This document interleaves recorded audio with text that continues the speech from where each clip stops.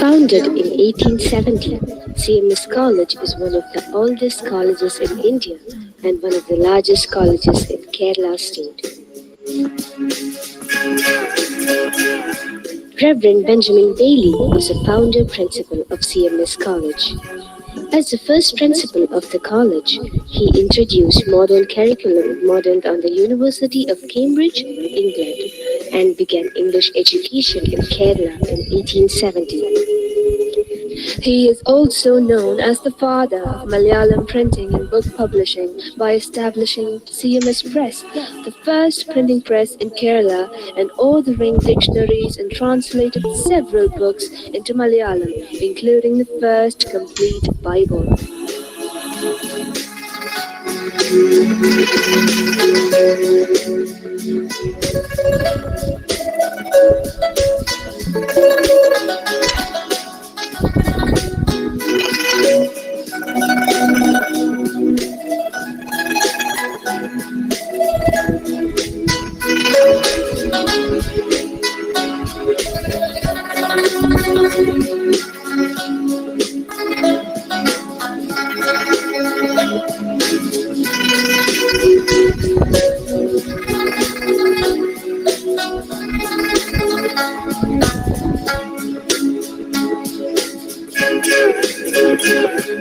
Benjamin Bailey Memorial Lecture Series was instituted in 1983 to commemorate this great visionary.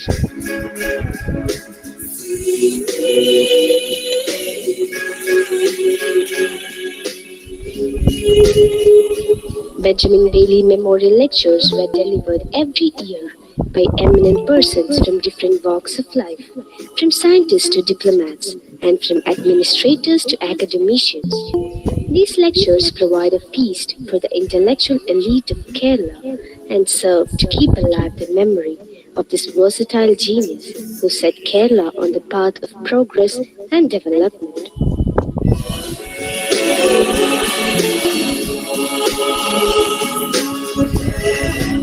This year's Benjamin Bailey Lectures will be delivered by 2010 Chemistry Nobel Laureate, Professor A. Ichi Negishi. All are welcome to this event.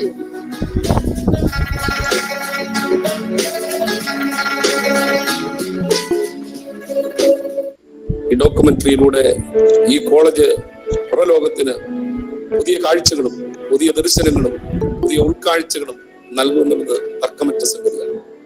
അത് ഏറ്റവും സന്തോഷത്തോടെ ഞാൻ പൊതുസമൂഹത്തിന് സമർപ്പിക്കുന്നതിൽ ഏറ്റവും അഭിമാനം കൊള്ളുന്നു.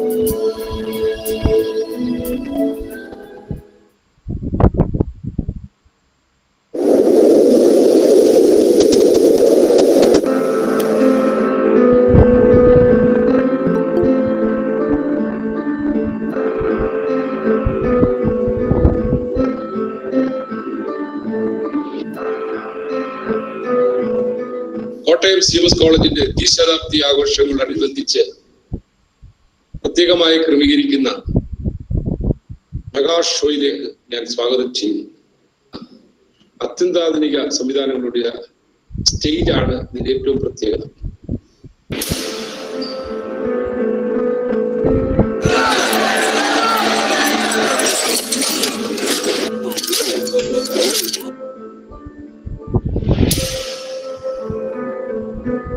സൂര്യ കൃഷ്ണമൂർത്തിയുടെ ഈ സംരംഭം ഇന്ത്യയിൽ ആദ്യമായിട്ടാണ് എന്നാണ് ഞാൻ വിശ്വസിക്കുന്നത്.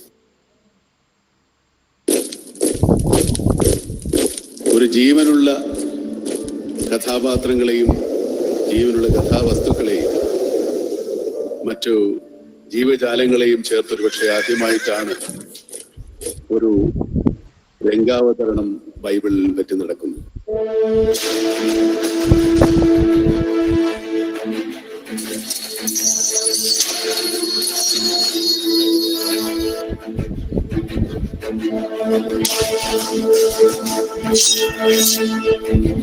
കലാരംഗത്ത് സ്ഥിരപ്രതിഷ്ഠ നേടാനുള്ള ഒരു സ്റ്റേജ് ഷോയ്ക്ക് നാം ദൃക്സാക്ഷികളാകുവാൻ പോവുകയാണ്.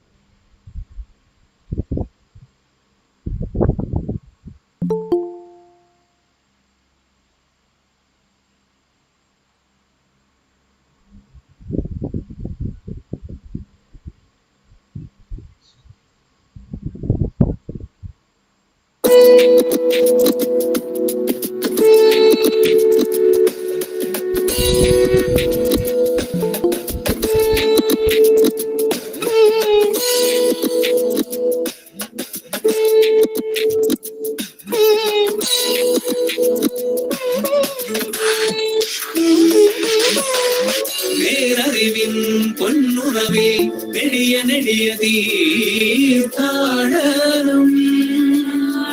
വിദ്യാലയ ബുദ്ധി CMS പുതുമുത്തി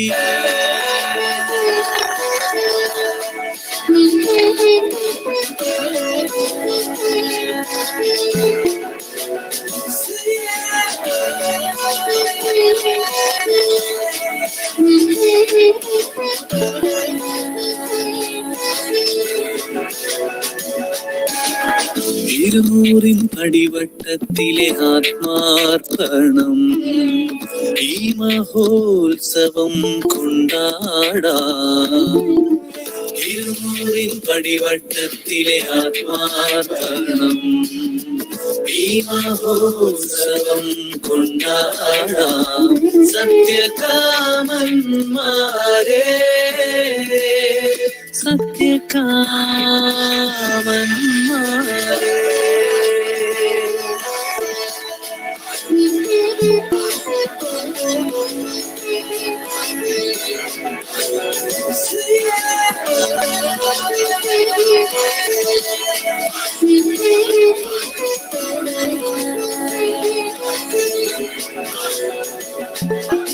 ഇളം തെന്നൽ കുളിരുതരും ബാല്യകൗമാര സൗഹൃദങ്ങൾക്ക് സാഫല്യം. ഗുരുനാമ വിളയാടലുകൾ ഗൃഹാതുരമോർമ്മയിലുണരും പരമ്പരകളെ തൊട്ടുണർത്തും സാകല്യം. ഇന്നും എന്നും സമയാതീതം സഞ്ജീവനം. ഇന്നും എന്നും സമയാതീതം സഞ്ജീവനം.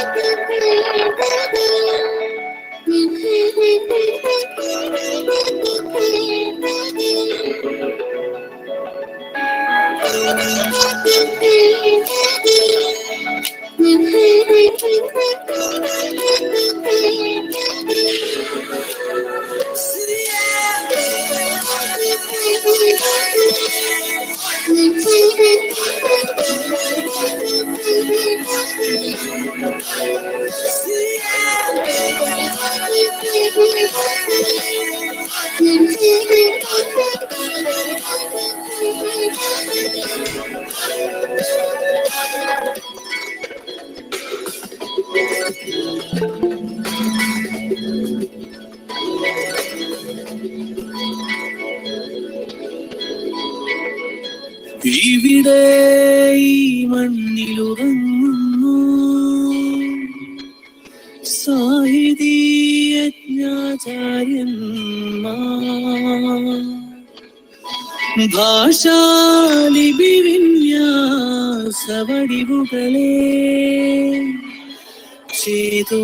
ചേതോഹരമായി തീർത്തവർ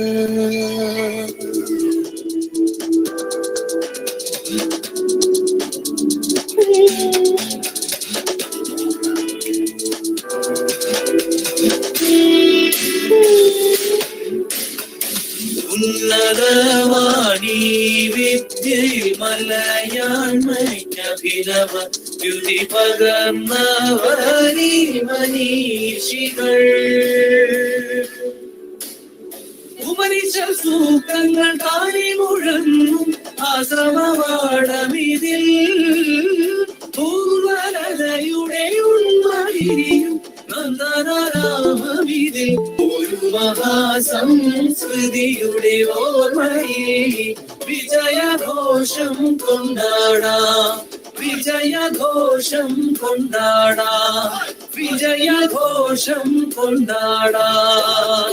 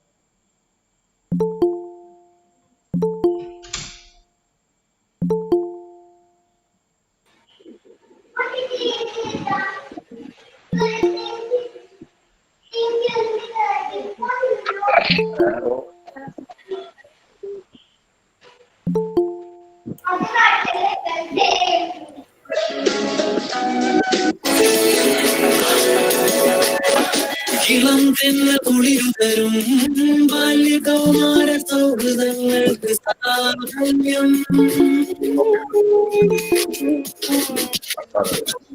വിളയാടലുകൾ ഗൃഹാതുരമോർമ്മയിലുണരും പരമ്പരകളിൽ തൊട്ടുണർത്തും സാകല്യം ഇന്നും എന്നും സമയാതീതം സഞ്ജീവനം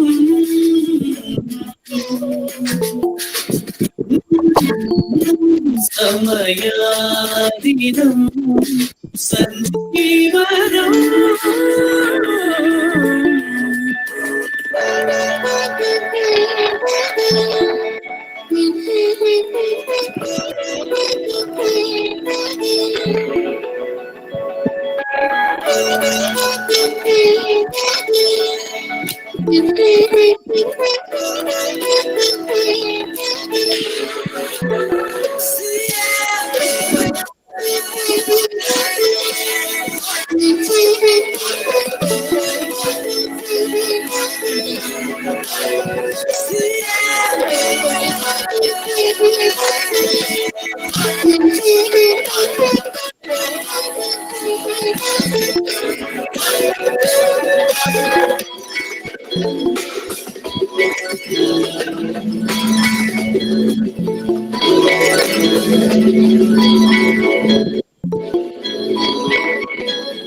ഇവിടെ ഈ മണ്ണിലുറങ്ങും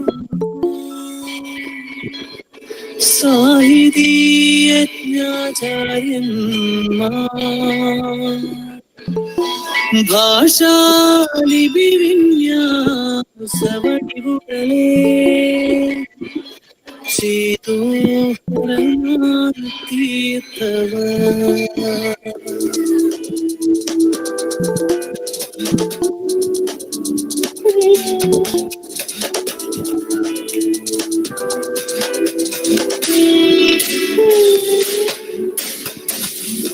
ഉന്നതവാണി വിദ്യയിൽ മലയാൺമയഭിനവ യുതി പകർന്നവരി മനീഷികൾ ഉപനിഷ സൂക്തങ്ങൾ താനി മുഴങ്ങും ആസവടമിതിൽ ഭൂവരതയുടെ ഉൾമടിയും നന്ദനാമവിതിൽ ഒരു മഹാസംസ്കൃതിയുടെ ഓർമ്മയിൽ വിജയഘോഷം കൊണ്ടാടാം വിജയഘോഷം കൊണ്ടാടാം വിജയഘോഷം കൊണ്ടാടാം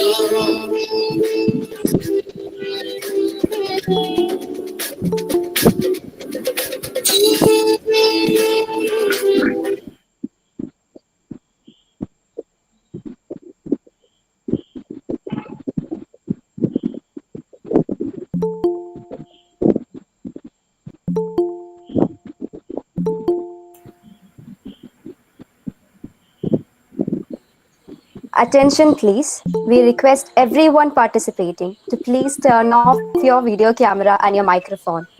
The entire program will be recorded for documentation purposes. Thank you. The order of the national webinar session held today will be as follows. To begin with, we have the welcome discourse by Dr. Samkuti George. Following, we have the presidential address by our principal, Dr. Verghese C. Joshua.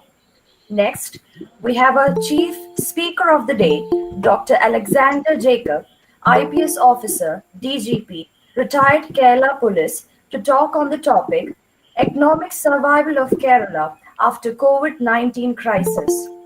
After the talk, we have a small interactive session. Those who are interested in asking your doubts and queries can drop in their names in the comment box. Your names will be called and you can turn on your microphone and video camera to ask your doubts and queries on the topic. Last but not least, we have Ms. Saino Nainan for delivering the vote of thanks. Let's begin the webinar. A very warm good evening to each and every participant attending the national webinar session hosted by the Department of Commerce and Finance, CMS College, Kottayam. This national webinar discusses a topic that has very much a relevance during this pandemic period. That is the economic survival of Kerala after COVID-19 crisis. To mark the beginning of this webinar, I invite Dr. Samkuti George, Head of the Department of Commerce, to extend a warm welcome to the honorable guests and participants. Good evening to all. The COVID-19 virus has narrated an unprecedented impact in most countries of the world. It's not only a health issue or social issue, but it becomes financial or economic crisis. Researchers say that we have to learn to live with the coronavirus. Loss of employment is considered as the most severe and immediate impact of the crisis. Lastly, the IMF has announced the data relating to the slowdown or negative growth of the economy. The global economy itself may likely to be divided into pre-COVID and post-COVID economy. As you know, the Kerala economy is directly linked with the money pumped by Malayalis living outside Kerala, especially the NRI people. Most of them lost their jobs and are seeking a coming back to their homeland. This may create a lot of problems, especially in the economic environment of Kerala. The objective of this webinar is to assess the likely changes that may happen in the Indian economy, the Kerala economy in particular, and to analyze how these problems can be tackled. How can we survive in the changing environment? Let me come to my responsibility. Today's webinar is presented by Dr. Verghese C. Joshua, Principal of CMS College. He is an enthusiastic and visionary person and has given all his support to conduct this webinar. On behalf of all the participants, I extend him a warm welcome. The resource person of today's webinar needs no introduction. Dr. Alexander Jacob IPS is well known among the Keralites as the most respected police officer. He possesses 4 postgraduate degrees in different domains, that is in English literature, history, politics, and sociology. He received a full degree for his thesis on low-cost policy. He undertook research for PhD in English literature in the topic historical novels of Indo-Anglian literature. He started his career as a sub-editor in Malayalam Manama and then as a lecturer in Marivanius College, Thiruvananthapuram. He joined the police department in 1982. He was awarded President's Police Medal for meritorious service by the President of India on Republic Day 2004. He is a good speaker and has written several valuable books. His memorable service experiences are available in the YouTube as Charithram Enilude in the Safari TV channel, which gives inspiration and insight to so many people. On behalf of all the participants, on behalf of CMS College community, I extend a warm welcome to you, sir. Success of every meeting is the participation of its members. I am happy to say that we have got an elite audience.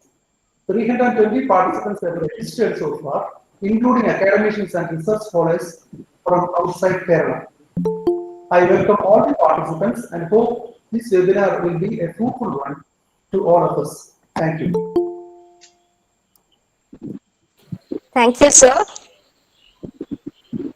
With great delight, I now invite our beloved principal, Dr. Verghese C. Joshua, to deliver the presidential address.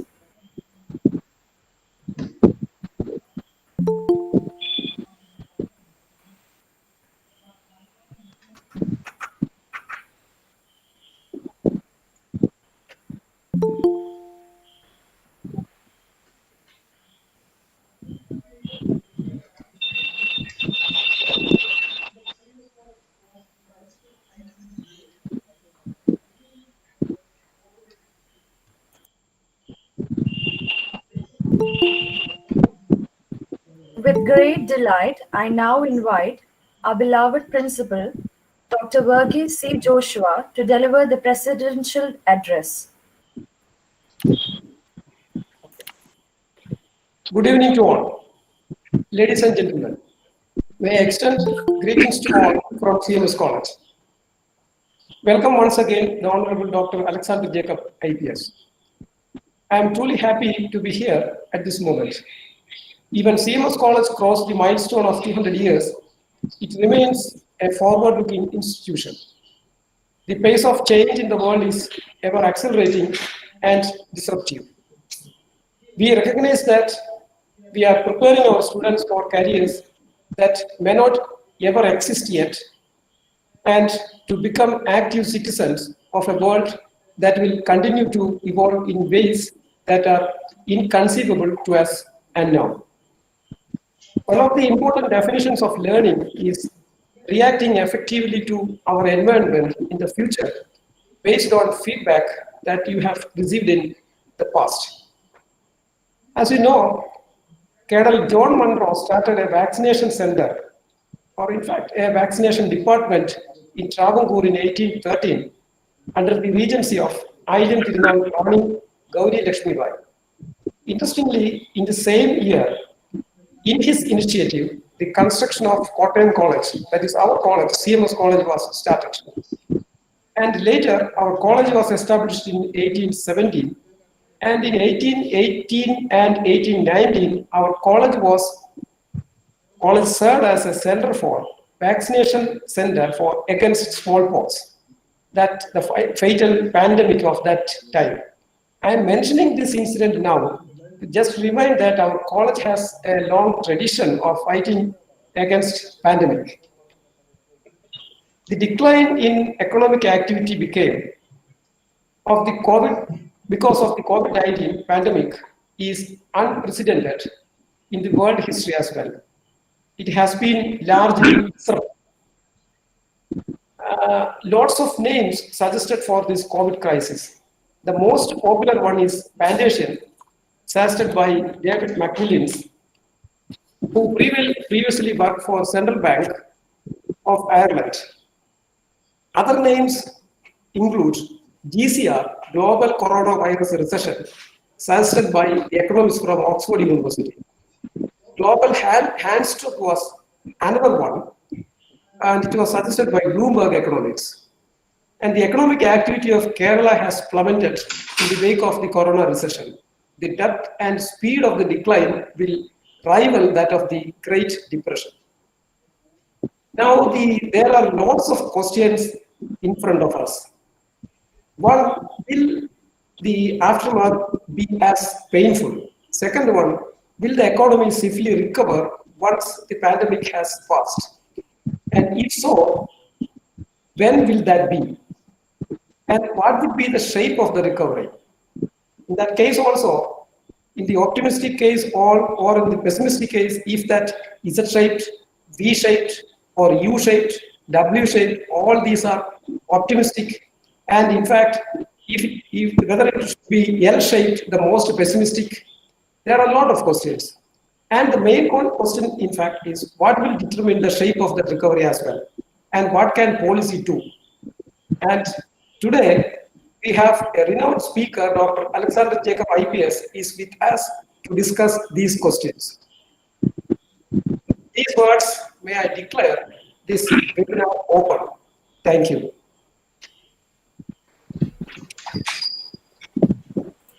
Thank you, sir, for your sincere words of advice. Moving on, with great pleasure, I invite Dr. Alexander Jacob, IPS, retired DGP, Kerala Police, to talk on the topic, Economic Survival of Kerala After COVID-19 Crisis. Everyone, please turn off your video camera and your microphone.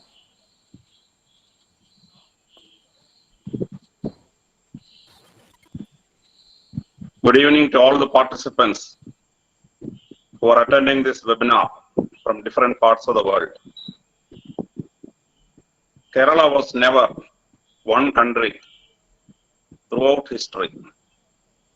Though Emperor Ashoka, in one of his edicts at Sringeri, called by name Keralaputra in his edicts. But after the Kulashagara Empire was destroyed, there was almost 47 countries within the span of Kerala. But after the coming of the British and after the Tipu Sultan's defeat in the Srirangapatnam War, Kerala was ultimately formed into three countries, Travancore, Cochin, and the district of Malabar under the Madras Presidency. When India became independent, we slowly merged it together, first as Travancore, Cochin, and then in the Part B Linguistic States Division, in 1956, November 1, we became the state of Kerala. It had an area of 36,804 square kilometers with a 1,37 lakh population at that time. Now we have reached a population figure of 3.5 crores. Now the independent existence of this state of Kerala under the Indian Union had three phases. The first phase was from 1956 to 1990, to take the rough period. In this period, we developed something called the Kerala model development. The Kerala model development was possible because of advancement in three areas. First was the field of education. When the whole of India was stagnating without literacy, with an average literacy of 10% or below, because of the Christian missionaries who came to Kerala 200 years ago from 1800 onwards, we developed something called uprating of our educational institutions. And these educational institutions had reached a figure of 28 colleges and 128 high schools at the time of the formation of Kerala state. Then the first revolution was direct payment of teachers in the schools.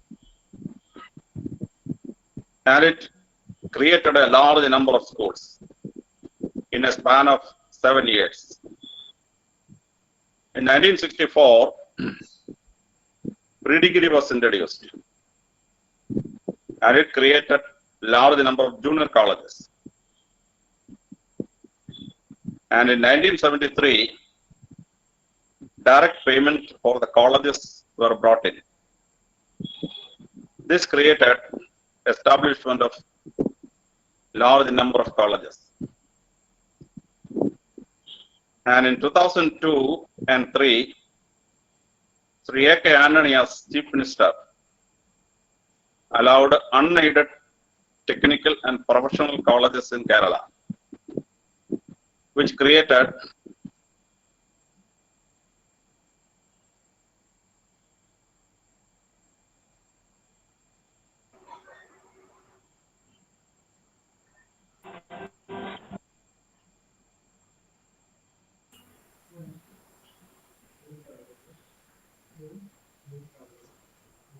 Sir, please unmute your audio. We cannot hear you, sir. Thank you, sir. And in 1973 came the direct payment to private colleges after the college teacher strike, which gave direct payment to private colleges. In 2003, A.K. Anthony, 2003, A.K. Anthony created the unaided professional colleges in Kerala. Medical colleges, dental colleges, nursing colleges, like that. The number of unaided colleges came to be. Between the CBSE and ICSE schools also came to be in Kerala. This ultimately resulted in 20 universities and colleges and 12,800 schools. We became the first 100% literate state in the country. 1990. This was the first part of the Kerala model development in the field of education. The second area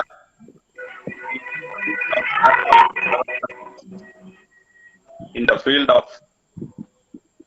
cultivation and agriculture. This agriculture was made possible by the great land reforms which was brought in during the EMS Namboodiripad government of 1967 under a great leader, K.R. Gauri, who introduced the Land Reforms Act. Before the Land Reforms Act, the total number of people who held a land in Kerala, the total number of patayams, were only around 15% of the population.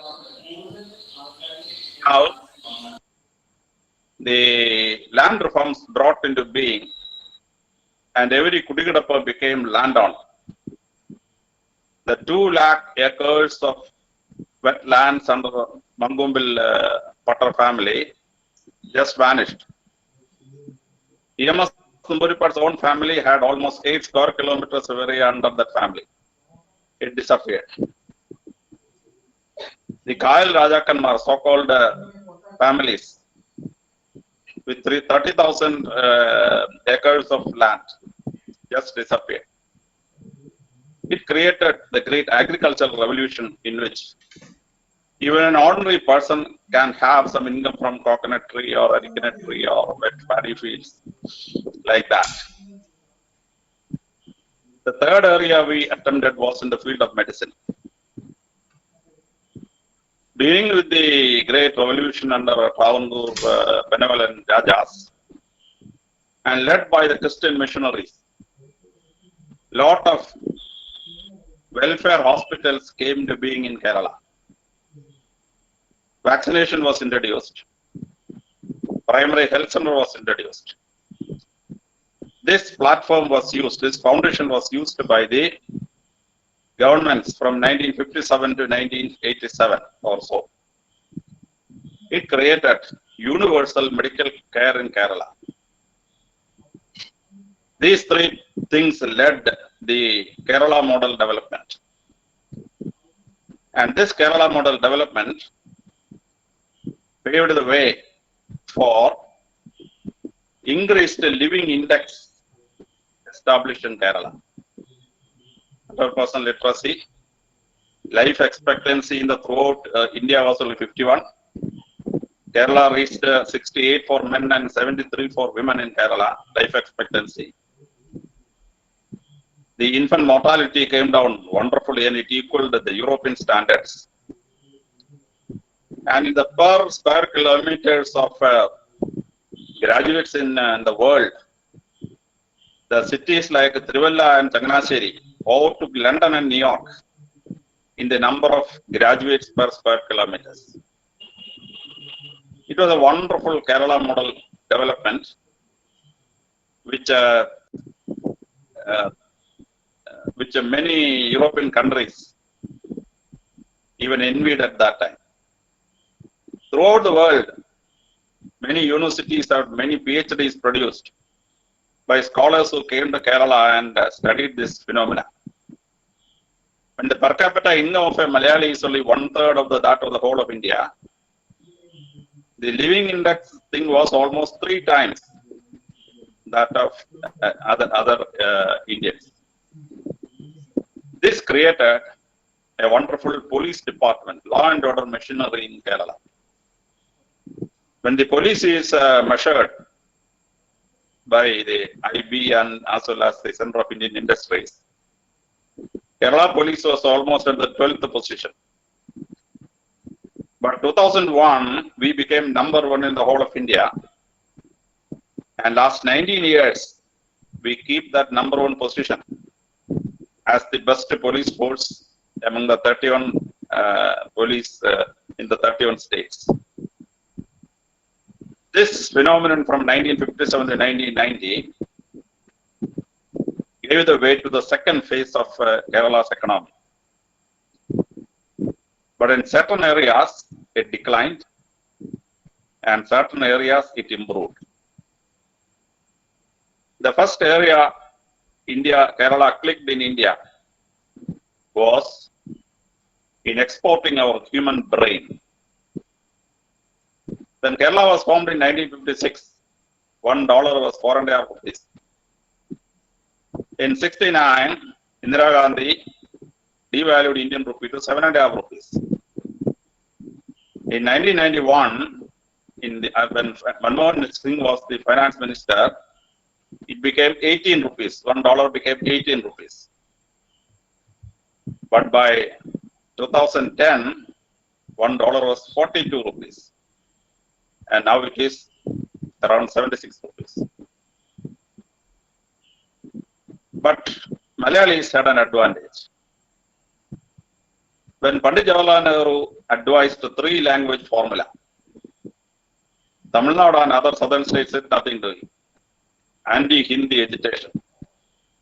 Now, the North Indian states had nothing doing. So they had only Hindi and English. Tamil Nadu had only English and Tamil. Kerala said, most welcome. So we have a 3-language formula in which, by the time you reach the 10th standard, you know Hindi, you know English, and you know Malayalam. And a large number of English medium schools were established in Kerala, which made Malayali more proficient in English than the rest of India. And in Kerala, we had a specific reform. First language, second language, and the third language formula, in which the second language can be some other language, like Sanskrit, Arabic, French, Spanish, Syriac. This was a wonderful formula. So an average Malayali could go to Europe, speak French, speak German. He can go to Gulf area, speak Arabic. He can go to the whole of North India. He can speak Hindi, or if needed, he will speak Sanskrit. And throughout the world, he mastered English language and used it for employment. So a large number of Indian Malayalis migrated to America, to Europe, to Canada, to Australia, to New Zealand. And when Africa was liberated from colonial rule, they want to advance. They want to build up schools. And for that, they imported Malayali teachers. When Kerala college teachers were paid only 230 rupees, the Nigerians will pay 2,500 rupees, 10 times. So Malayali teachers went to Nigeria, to Sierra Leone, to Ethiopia, to Rwanda, to South Africa, like that. So Malayali went worldwide. And when the dollar was being devalued, the money sent to Kerala became so large. Now this created an artificial economy in Kerala. Their share of the national income was only 1/3 of the average Indian. but the foreign money brought to Kerala was very large. For example, in the last 2 years, Kerala's total budget is only around 90,000 crores. But the money is sent to Kerala by NRMs and NRIs. Malayalis working within India outside Kerala and Malayalis working throughout the world outside India accounted for 1,06,000 crores, more than the budget. This brain drain helped Kerala to such a level that out of 3.5 crore Malayali population, 58 lakhs are outside Kerala's boundaries. Trivandrum, the capital of Kerala, have only 12 lakh Malayalis. But the city of Bombay have 20 lakh Malayalis. Delhi have 15 lakhs. Calcutta have 12 lakhs. Madras have around 16 lakhs. Hyderabad have around 12 lakhs. Inside India itself, number of Malayalis in major towns is more than the number of Malayalis in either Trivandrum or Kochi. And outside the world, it was a tremendous success. In medical field, we created such a situation that our nurses started working in Germany, in the whole of Europe. They are the most wanted in the Gulf areas. In the United States of America, the largest contingent is the Malayali nurses. And in many countries, doctors and the nurses have the same pay. So, we produced almost 10 lakh nurses and supplied them throughout India and throughout the world. Meanwhile, keeping the old age population and the children of Kerala under good medical protection. When the breadwinning fellow is outside, the old age people and the children were protected by the health centers and the medical colleges and the other institutions within Kerala. And we have in 1,000 villages, 3,500 hospitals. So medical area, we survived. The export of human brain, we exceeded to such a level that we became an envy of even European countries. But Kerala declined in the agricultural field. Out of 30 lakhs acres of land under paddy, we brought it down to just 2 lakhs. Major areas of Kerala, such a fertile land, became barren. And a lot of houses getting constructed, you want bricks. The rich alluvial soil on the top of the Kerala's rice fields, created in a span of 1,500 years, just sliced away, became bricks in our brick kiln and used to construct our houses. And there are around 8 lakh houses which have no occupants, because the owner of the house is not living in Kerala. Their family is outside. 8 lakh houses are simply remaining closed. Simply paying house rent and paying electricity bills. That's all. So when we increased in the educational field and conquered the world, we maintained our health status and we created the #1 police in the whole of India, which ensured that the civil living in Kerala was the best, but declined in the field of agriculture.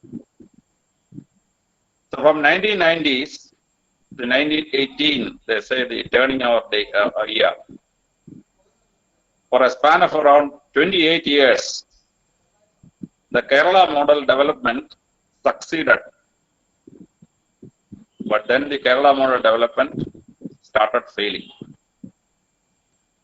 When the Kerala model development was declining, the first result was the debt problem of the Kerala state.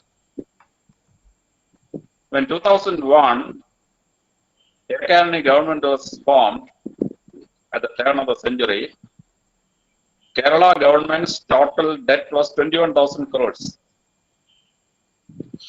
After 5 years in 2006, when the left front government came, the debt was 42,000 crores. In 2011, when the Ummanchandi government came, the debt was 90,000 crores.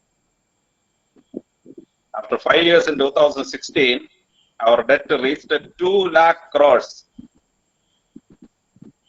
And by 2022, the next government takes over, Kerala's public debt will be 3 lakh crores.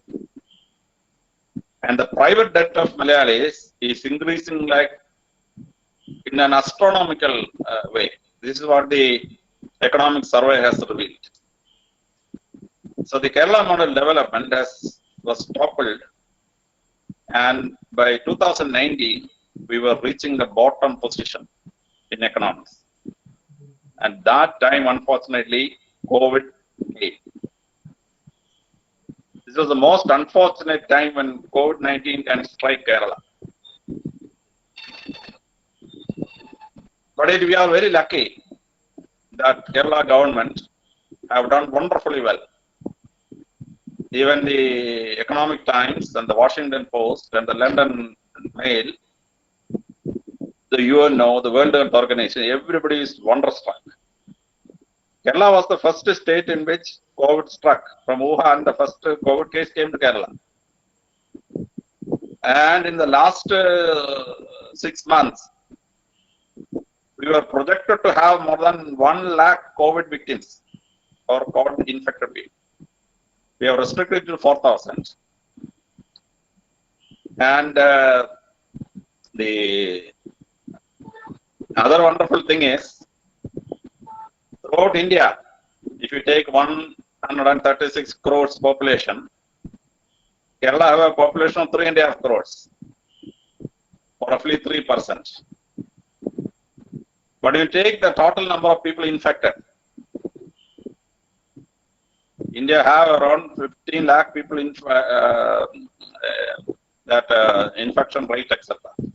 5 lakhs. If you take a 3% rate of that, Kerala should have 15,000 people infected by COVID, national average. But we have only 4,000. And the number of people dead is only 22 so far.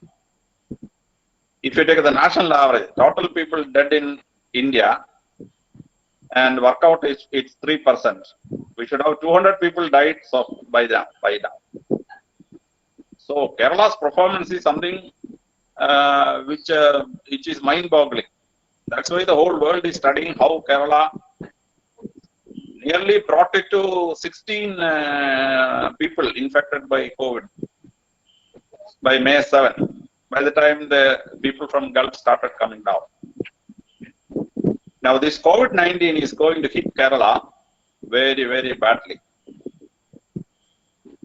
The result is, out of 30 lakh people in the Gulf,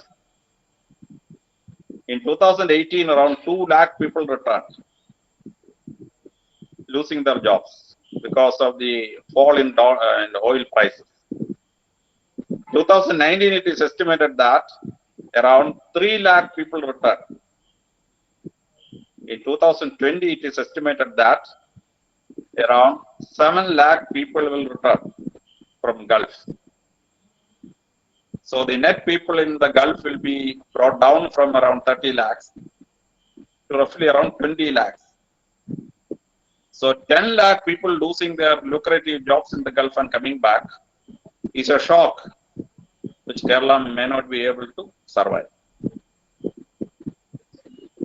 Kerala's net foreign exchange revenues to Kerala, inflow to Kerala, from 1,06,000 crores per year is likely to bring down to around 65,000 crores or 70,000 crores. These are economic estimates now available. One of the areas which Kerala was migrating was USA, United States of America. We have almost 4 lakh people, Malayalis, in the United States of America. Barack Obama said we want 16 lakh Indians more to run their electronic industry. But came Trump He stopped the H-1B visas in 2018, even before COVID struck. And now he has completely stopped Indian migration or Malayali migration to the Americas. Plus, almost 40,000 Malayalis already in the USA will have to return because their existing visas will lapse in 2 years' time or 3 years' time. So they will have to return. It is another big shock. And Australia and New Zealand is blocking Indians. They are also coming back. The Malayali migration to the African countries and Japan has also been considerably struck. So there will be a reverse flow of Malayalis from throughout the world back to Kerala. This is a rude economic shock for the income of Kerala. Now Kerala have around 2.5 lakh people who do not have any land, which was almost zero in 1971 after the Land Reforms Act. Now we have 5.5 lakh people in Kerala who do not have any houses. They don't own any house. With the reverse of this kind of Malayalis back to Kerala, the number of homeless people in Kerala will cross 1 million, almost double. There is another root shock to Kerala. Now, when will the COVID end? There is no prediction is not possible according to World Health Organization. And if a virus is not found,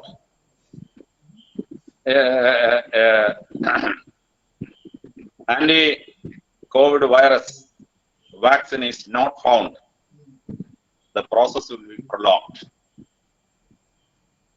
There is no meaning in wailing about disasters. Human beings have succeeded whenever there was a big crisis. We have came out of Black Death. We came out of bubonic plague.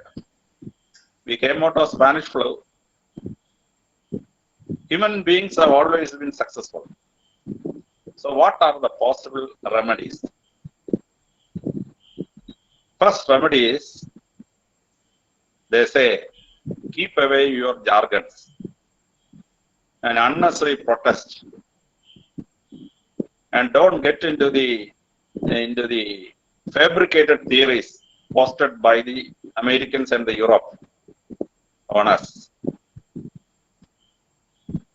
Now, what are the steps Kerala is supposed to take? First and foremost, every country have survived when they have used their own natural resources. Arabia is taking oil from under the earth. It creates a lot of problems for Saudi Arabia and the Gulf countries. In Iran, they take the oil, and there are earthquakes, at least 4 earthquakes per year in Iran. Because when the oil is taken out from the underground, the whole earth crumbles down there. When there is no rock formation, it creates an earthquake. In Gulf areas, they pump sea water from Indian Ocean into the oil well to fill up the blank, the vacant area underground. But many of the wells in Saudi Arabia doesn't have that facility. But they have to sell their natural resource and survive. Now, Kerala have the most wonderful water, their resource in our land. Most fertile land. 3,333 millimeters of rain falling on this land, which a few countries in the world can match. We are the garden of the earth, God's own country. But the total area uncultivated is 50 lakh hectares.